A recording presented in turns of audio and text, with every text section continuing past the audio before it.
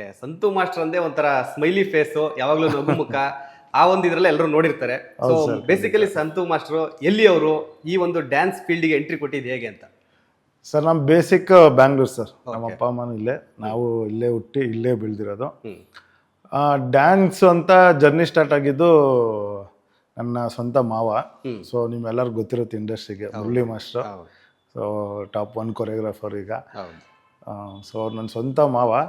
So ನಾನೊಂದು 6th 7th ಓದ್ತಾ ಇರ್ಬೇಕಾದ್ರೆ ಹಂಗೆ ನಮಗೂ ಇದರಲ್ಲಿ ಇಂಟ್ರೆಸ್ಟು. ಚಿಕ್ಕ ವಯಸ್ಸಿಂದ ನೋಡ್ಕೊಂಡು ಅವ್ರು ಆಡೋದು ಇದೆಲ್ಲ ನೋಡ್ತಿದ್ವಲ್ಲ.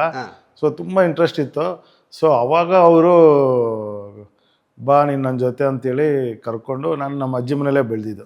ನಮ್ಮ ಅಪ್ಪ ಅಮ್ಮನಕಿಂತ ಜಾಸ್ತಿ ಅವ್ರ ಜೊತೆನೇ ಬೆಳೆದಿದ್ದು. ಮುರಳಿ ಮಾಸ್ಟರ್ ನಮ್ಮ ಅಜ್ಜಿದು ಜೊತೆ ಬೆಳೆದಿದ್ದು.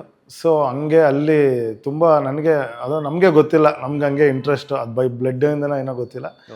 ಸೊ ಹಂಗೆ ಜರ್ನಿ ಸ್ಟಾರ್ಟ್ ಆಗಿ ಅವ್ರ ಜೊತೆ ಕ್ಲಾಸಲ್ಲಿ ಪ್ರಾಕ್ಟೀಸ್ ಮಾಡ್ತಾ ಒಂದಷ್ಟು ಶೋಸು, ಅವ್ರ ಜೊತೆ ಶೋಸ್ ಗೀಸೆಲ್ಲ ಹೋಗ್ತಿದ್ವಿ.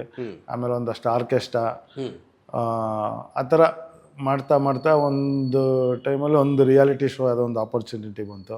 ಸೊ ಅವಾಗ ಮುರಳಿ ಮಾಸ್ಟರ್ ತುಂಬ ಸಪೋರ್ಟ್ ಮಾಡಿದ್ರು, ನೀನು ಈ ಶೋ ಮಾಡು, ಒಂದು ಒಳ್ಳೆ ಹೆಸರಾಗುತ್ತೆ ಅಂತ.